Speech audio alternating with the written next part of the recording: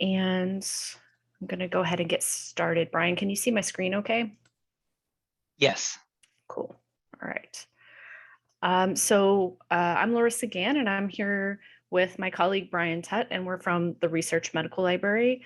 And today we're going to ask and hopefully answer the question of what are preprints and are they useful? It's kind of a tough question, but it's fun to do some more background research and to prepare for this. So in academic publishing, a preprint is a version of a scholarly or scientific paper that precedes publication in a peer-reviewed scholarly or scientific journal. And I feel like probably most of you know that, most of you have seen them. But the key to the definition of preprint is the prefix pre. Preprints the author's original manuscript before it's been formally published in a journal. So one of the primary purposes of preprints is that they allow authors to collect feedback on their work and improve it before submitting it for formal peer review and publication. So what you won't find on a preprint website usually are the words publish or published, because what they're going to use instead are post and posted. They want to distinguish between what's happening between a preprint and a formal publication, the difference between a preprint and a formal publication. So that's just a little primer on what the preprint is. So I'm going to do a poll to get us started. Can you see the poll, Brian? Yes. Cool. So in the first 3 months of the pandemic, approximately how many preprints on COVID were posted publicly? And there's lots of varying numbers out there on this, but this was specifically from an article that we found.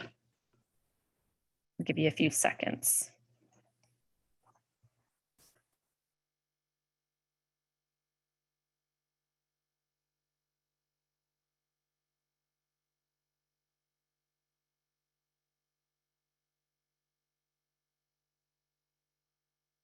Okay. Seems like most people have voted. Still got 1 or 2 coming through. So I'm going to end the poll and share the results. So the actual answer is there were about 3,500 preprints on COVID in the first 3 months, because there was just a huge volume, a huge influx. A lot changed with COVID. I know we're all aware of that. I think one of the advantages that we are aware of is preprints are available around 100 days before journal articles can be published. So there's an appeal to that, and pluses and minuses that we're going to talk about. Stop sharing that. So what are some of the advantages of preprints? So preprints offer freedom to researchers to share their work. So it's a quick way to share your work, which can be an advantage, obviously could be a disadvantage too. Preprints are available quickly, which may lead to timely discussion of preliminary results. And I think we all saw that during COVID, that was the goal. I think I saw some numbers like during the Ebola outbreak, there was only like 20 preprints. And as you can see, it was quite different with COVID. Obviously, the volume was different as well. The other advantage to preprints is anyone can read them. They're just available online. They're free. Even though there is a move towards more open access journals to make things free, most of what y'all read on a daily basis is being subscribed to by the library. So these are free and available. Preprint reviews open to everyone, which provides a range of comments from a diverse group of researchers and diverse set of fields. So in theory, this review process means that there's going to be, a more diverse look at the topic, not just the same people in the same echo chamber kind of talking about the same topic. The popularity of preprints during COVID has forced standard publishers to provide new rapid peer review policies, which now average 60 days. So even if you aren't a big fan of preprints, potentially this is a good thing that came out of this COVID push, is that publishers are trying to speed up their peer review processes as well. I guess that's not necessarily an advantage for someone who's the peer reviewer feeling pressured to be speedier on it. So these are some of the advantages of preprints. There are also disadvantages. While this list looks shorter, there's some pretty significant disadvantages. The biggest one is they don't offer the same rigor or standards of published journal articles. So that same thing that allows them to be quickly posted, quickly posted, means that they're not going through the same peer review or editorial process, which can be an issue. The other thing that we found stated several times is that, there was this hope that people were going to read these preprints and have this robust conversation about the preprints. This isn't really happening. On average, they're not getting that many comments or reviews. So sometimes they are, but on average, they're not. So that's a little bit of a limitation. The other thing that has been repeated quite a bit is there's no standard practice for updating or retracting preprints. So there's no formal method to say like, oops, this was maybe not the best preprint, or and we should retract it. So as a scholarly community, as an academic community, we have to have standards for what, how we're going to retract a paper, how we're going to modify it to let everyone know. One of the questions that someone had brought up ahead of time before when they registered was about leaking information. So I know that this is a big concern about if you post a preprint, are you leaking information too soon? Are you putting data out too soon? So there's a couple of things to consider with that. You do get to control how much information you're sharing in a preprint. So you might want to discuss that with your co-authors and your colleagues about how much you really want to share. Maybe there's a weird way to share some preliminary information without sharing too much. If you think there's something proprietary, there are offices at MD Anderson that can help you answer questions on intellectual property or technologies that might be proprietary that you want to protect before you post it in a preprint format. You can always ask us and we can help guide you to the right offices for that as well. So it's a tricky question of how much information do you really want to share? And that's something that you have to kind of make a judgment call on with your colleagues. And obviously there's some other support systems here in Anderson for that. So another question we got was around screening of preprints. So while it appears that you can just load a preprint and there's no real review, and there are some sites that potentially do that, most of the major preprint servers do offer screening services. They do basic checks for plagiarism and completeness. So they use tools like we do. They use Authenticate and things like that to check for plagiarism, to try to reject those things offhand. They do have, some of them have scans by subject specialists, so quick scans to make sure there's no health or biosecurity risks. Some, I put journals, but I meant preprint servers. Some servers require screening by an external clinical scientist or editor. So they're going a step further and having a specialist kind of screen that. And medRxiv and bioRxiv require proof of ethical approvals. So for studies, so they want to see your IRB approval. They want to see patient consent forms and disclosure of funding. So they're getting a little more rigorous in doing these checks, so things don't get posted without any sort of review. There is a misuse of preprints as well, as there is with most things in publishing, unfortunately, or just life. So preprints offer preliminary data, but it can be misused by patients, politicians, journals, and others. So I think probably many of you heard early in the pandemic, there were a group of scientists that claimed similarities between genetic sequences of COVID and HIV. This study was posted on a preprint server, and it was ripped apart online verbally by other researchers who pointed out the flaws of this study. So the manuscript was withdrawn, but it does highlight a potential for serious misuse, either accidental misuse or deliberate misuse, because that information can spread so quickly and become misinformation in the media. So obviously that's a real life thing that can happen. There was also a note, and actually Brian wrote this article in The Right Stuff. There was a science journalist that noted that although preprints have been used to spread fraudulent COVID-19 information, such papers have also been published in peer-reviewed journals. So preprints are not the only ones that have misinformation. or disinformation. Sometimes published journals do as well. And they're not always retracted quickly or at all. So keep that in mind. It can happen in academic publishing as well. So I'm going to launch the second poll. So the second question is, when was the first preprint server made available online?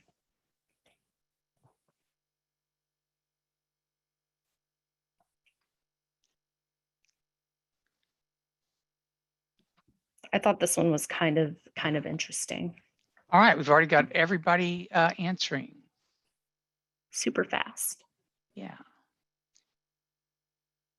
Let's see, I'll end it and I'll share the results. Okay, thanks, Brian. So, tough question, but in fact, the first preprint server was available online in 1991. So they've been around longer than you think. The reason probably people thought they were around later is that, oh, can you advance the slide, please, Larissa? Thank you. The reason a lot of us thought they were around later is because the biomedical field has been slower to adopt preprints because of some of the disadvantages that we talked about. Archive was the first one launched. It's focused mainly on physics. And that was one in which that there really was or still is a robust conversation amongst physicists in the peer review, more of an open forum of discussion.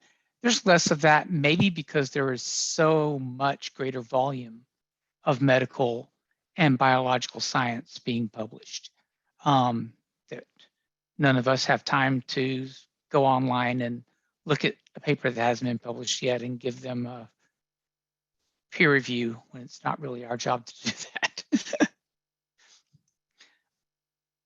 But you'll see that there are some bioRxiv, medRxiv in particular, that are devoted mainly to biomedical science.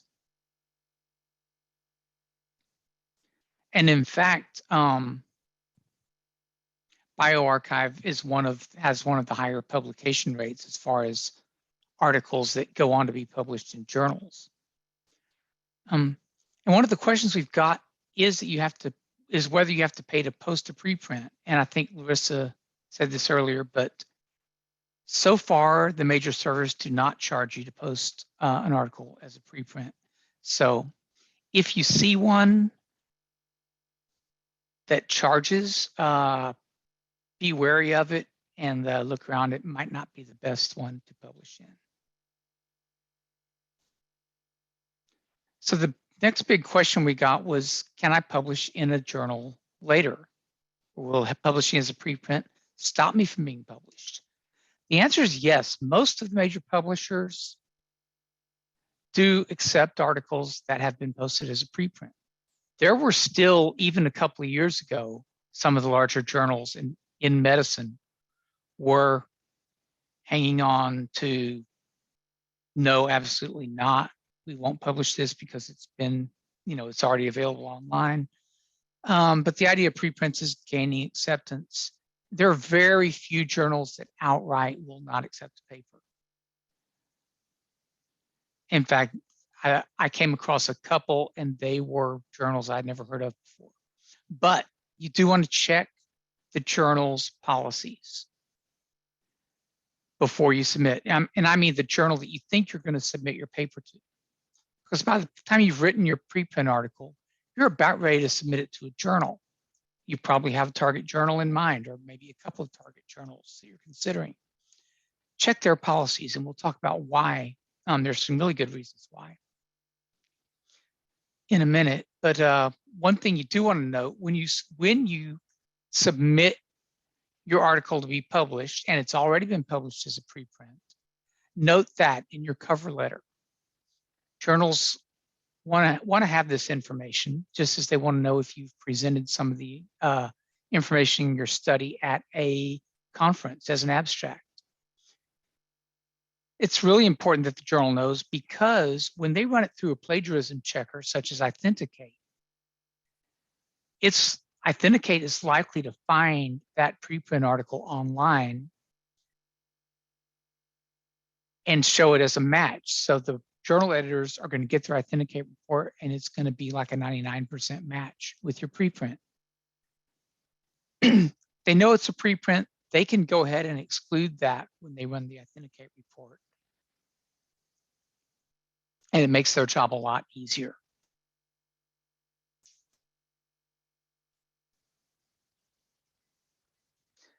And next, we'll look at a few publishers that offer preprint services. One of the big reasons to check a journal's guidelines is that some of them like to work with particular preprint servers. They have some kind of agreement that they'll either post your article for you or provide other services.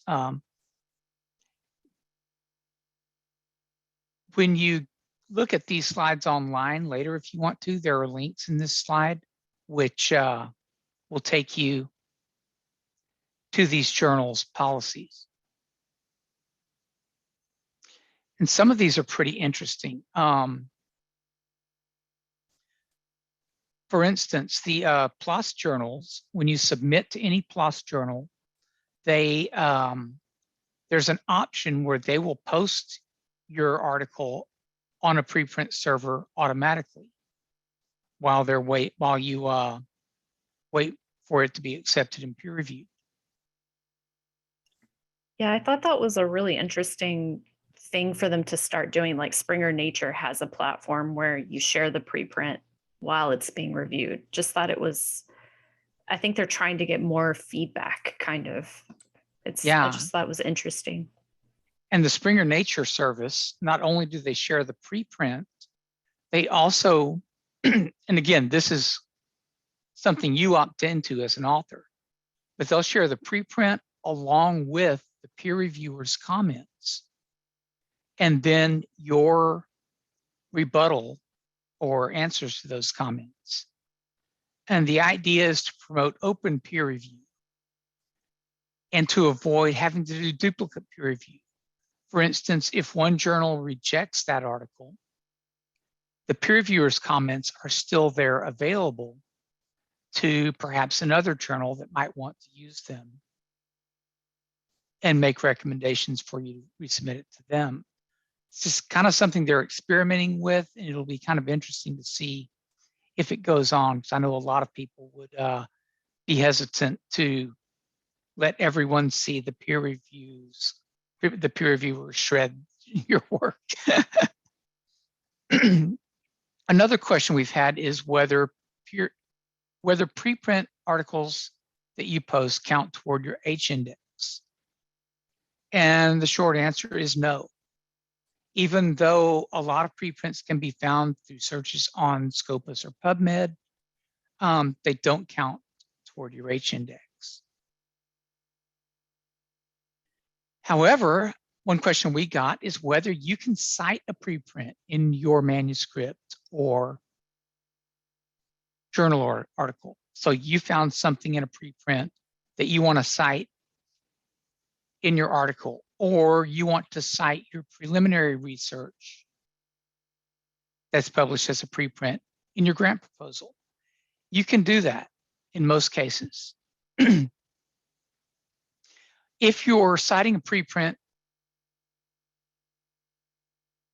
in your manuscript, you want to say that it's a preprint in the text, something like, in a study published on a preprint server before peer review or something like that to preface it.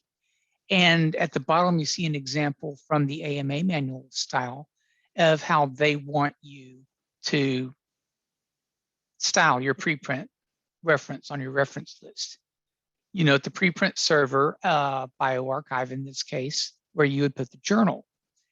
And then you have it, you note that it is a preprint, you get the date it was posted, and you put the DOI, digital object identifier, which all of the major preprint servers do provide a DOI for the preprint articles.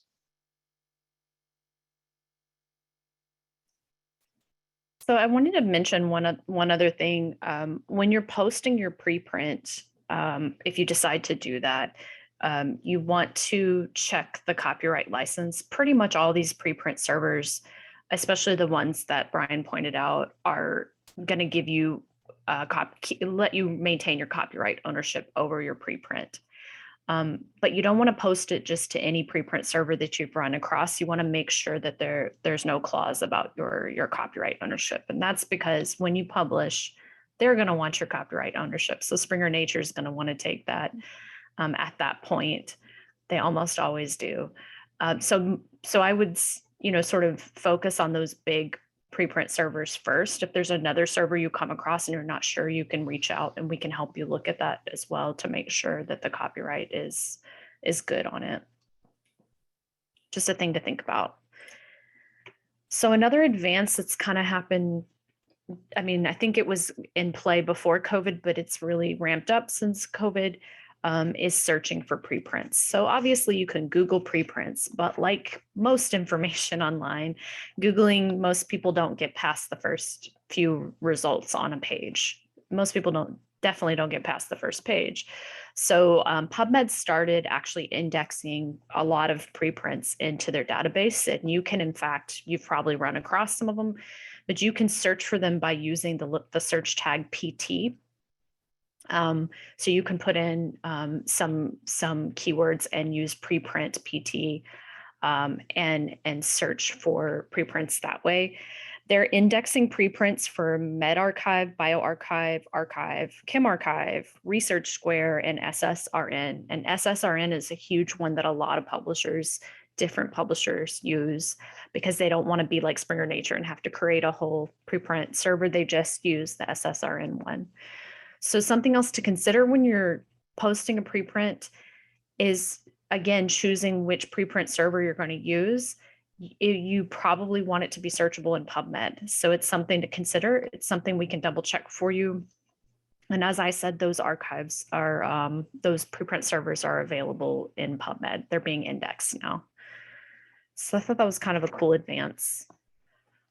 There's also something else that Brian ran across that I thought was interesting. We both thought was pretty interesting. There's this newer site called Review Commons. It's a preprint open peer review platform. It's kind of a lot of words there. But what it is kind of an experiment in review. So much like some of those publishers like PLOS and Lancet and Springer Nature are allowing you to submit a preprint ahead of time, Review Commons allows you to submit a preprint, have it reviewed once in theory by the group, and then you can submit to any of the journals listed here. It's not a big list of journals yet. What this group wants to do, from what I can tell, is to reduce the amount of peer review that's happening. So you would get peer reviewed on this one platform, and then you could submit to multiple, not multiple journals at the same time, because that's bad, but you could submit to the journal of your choice. And if it doesn't go through, you could choose another journal without having to go through the whole peer review process again. Again, this is just a trial, kind of like an experiment, but I thought that it was an interesting platform. Did you have any other thoughts on that, Brian? Because that was my interpretation of what this platform does. Yeah, that's pretty much what I got out of it. And you can go there. I think it's been going for a couple of years, so there are quite a few articles already on there. So it might be interesting to go through and look at them and look at the peer reviewers' comments and kind of, if nothing else, if you're not experienced in publishing, it gives you a good idea of the kind of feedback that you get from peer reviewers. Right. It's an interesting concept. I think lots of people are looking for ways to speed up the publishing process, and preprints are forcing them to think about that in a different way. We also wanted to point out that there are new ICJME recommendations that list characteristics to consider when you're choosing a preprint platform. So we've already kind of talked about some of these. these are the recommendations they have: a clear warning against the lack of peer review. You want them to be transparent. And if you go to like bioRxiv, they're very clear on the site and saying that this is not a final published peer reviewed article. Part of this is to try to decrease the spread of potential misinformation. So you want to look for that on a preprint website. You want to make sure that preprints are asking for the disclosure of conflict of interest, for funding sources are being declared on the preprint website.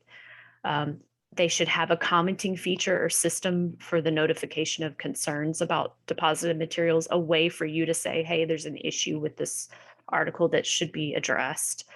They should have withdrawal notifications, permanent notifications about deposits that have been withdrawn for whatever reason.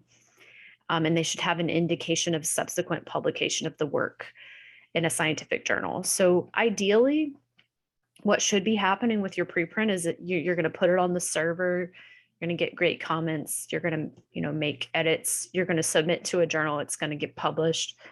And there should be a link from your preprint to the final published article and from the final published article to the preprint. This is not happening with every publisher, but there's this big push to try to link this information together and not have it be sort of orphaned on the internet. Our information should be connected. It's not happening consistently, but as you can see, there's a push for us to link that information together. Something you can do as an author is to see when your article is published, is there a way to make that notation that there is a preprint available, or to go back to the preprint to note that the publication is now available. Yeah, and it's, in a lot of cases, it is going to be on you as an author to make sure that you go back and post that link or inform the preprint server through whatever mechanism they have that it has been published, to make sure that link is there. Yeah, and while that might feel like a burden, another thing you have to do, it's really kind of, you have to think of it as promoting your own work, because if you had this preprint and then you got the publication, in the journal you wanted it in, you want those things to link together so people are citing them, so people are giving you credit for the work that you did. And the best way to do that, really, when we do web design, is you want to loop everything together to the best of your ability, link it back. It's kind of like citing your own work, making sure people are aware of what you've done before, and that they're connecting that together and giving you proper credit. So you can think of it that way too. So just a few takeaways. So preprints are preliminary data. They're not perfect. We know they're not perfect. I was telling someone earlier, the first time I presented on preprints, a faculty member got kind of upset about it because he thought that, they're just trash. They're not worth anything. I don't think that's true. And I think COVID has changed that. Sometimes they're important for getting some information out there, some ideas out there quickly, but they are preliminary data. And that's something that I think scientists and researchers and academics understand. And sometimes the news media and maybe even patients don't understand. And that's where there's this gap still. Preprints do have that potential to be misused. We need better standards to be created for documenting retractions and revisions. And we as authors, as consumers of information, should be demanding of those things, of these platforms too, to make sure patients are aware when something's retracted, or news media, et cetera. Preprints are open access. They allow time-sensitive research to be shared quickly. We already know this. Posting your article as a preprint is not going to keep you from getting published in a journal. I saw a statistic this morning that said 90% of journals now allow preprints. And like Brian said, I think there's a few holdouts that are kind of on the periphery, but all the major publishers that we're using they're fine with preprints. They know that this is part of the process now. You want to be sure to check your target journal's requirements before you post, because they may have their own preprint server. So just like we said, if you know you're going to go for a Springer Nature journal, which is a lot of things Elsevier too, they may have their own platform that they prefer for you to post on. So you want to check those things out ahead of time if you can. And of course, you can ask the library. All right. Does anyone have any questions? Did I miss anything, Brian? don't think of anything you missed. One thing I thought of when we talked about the misuse of preprints, or the potential to misuse preprints to spread misinformation, that also exists in journal publishing, not just in articles that get through peer review. But one of our editors here in the Research Medical Library used to be the managing editor for a major journal, and they were affiliated with a professional society, and every year they would publish their conference proceedings. But there was this one, you can't call him anything but a quack, who had these nonsense beliefs about what actually caused cancer and how only he had the cure. And he would always submit abstracts to their conference because they're not peer reviewed. He was hoping to slip that in so that it would be published in the conference proceedings, and he could pass it off as to unsuspecting lay people. Look, my research was published in this journal, whereas it was a non-peer reviewed abstract. That was caught, by the editors, just kind of giving a cursory check, as preprint servers do, to make sure it's not quackery, or doesn't have some major flaw. So there is a big chance of misuse of preprint servers, but people who are going to misuse it are also trying to misuse peer-reviewed journals.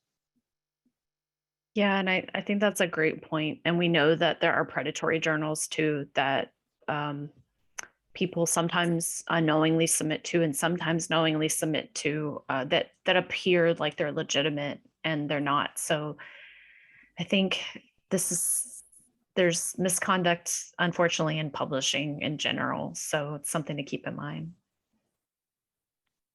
Do we have any questions?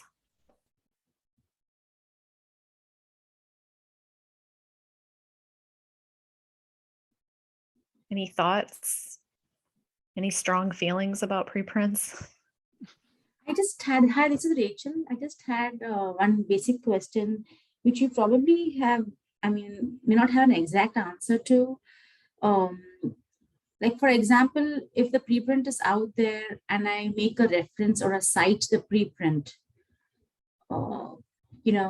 and this has happened even if the paper is published, sometimes you cite that and the paper can be retracted. The same way you're citing, at least, but still, when the paper is retracted, it is still peer reviewed, it has undergone the entire process. So there is some validation for your work, and you're not, you have someone who's accountable, right? But for a preprint, no one is accountable as such. So because, the author knows that it is not peer reviewed. So when I'm citing the preprint, it's already an open-ended thing where I'm expecting that there's a possibility that this work may not pass through and may not even be published. That's a 50% chance, or whatever. I don't want to give a number, but there's a possibility there. So I'm just wondering, how does that citation go through? And if there's a retraction on the preprint, or it's not published at all, if I have already cited it, what is the process that I have to undergo? Oh, that's a tough question. Yeah. As far as it being retracted, we would have the same issue with a journal article that has to be retracted. A lot of times there's just no indication in reference lists if it's retracted after an article's published. There's really not a way to know. And in fact, it's an ongoing problem of people citing articles that have already been retracted in their papers. There's one thing, as we noted, you do want to cite the preprint article in your text and make sure you note that somehow that it's a preprint and not a peer-reviewed article. just as you would cite, say, unpublished preliminary data from your own lab. And you can state that it's a limitation probably, right? I've never seen anyone create an erratum or anything for references that were retracted, because I'm not even sure how you would keep up with that. That just would be a huge amount of work for you as an author to figure out were any of your references questioned later.